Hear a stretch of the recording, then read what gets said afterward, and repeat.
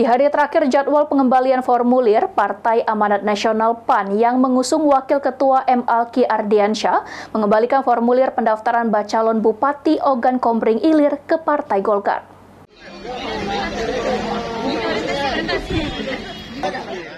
Di hari terakhir jadwal pengembalian formulir, Partai Amanat Nasional yang mengusung Muhammad Alki Ardiansyah mengembalikan formulir pendaftaran bakal calon Bupati Oki ke Partai Golkar.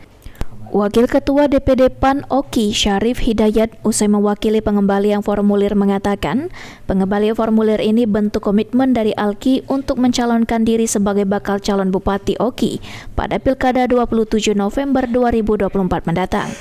Selanjutnya pihaknya akan melakukan pendaftaran ke beberapa partai lain yang sudah membuka penjaringan bacalon bupati dan bakal calon bupati untuk berkoalisi.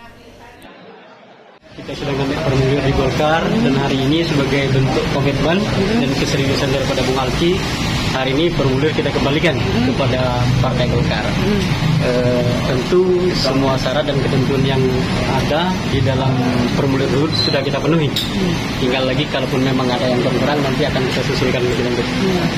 Selanjutnya ini beberapa partai memang sudah melakukan penjaringan dan tentu kita setelah dari Partai Golkar ini nanti akan juga mengambil, insya Allah akan juga mengambil formulir dari partai-partai yang lain.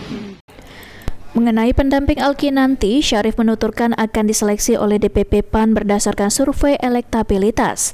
PAN Oki juga berharap kepada Partai Golkar akan bersedia berkoalisi bersama PAN dalam kontestasi Pilkada 2024 nanti. Novan Wijaya, PAL TV.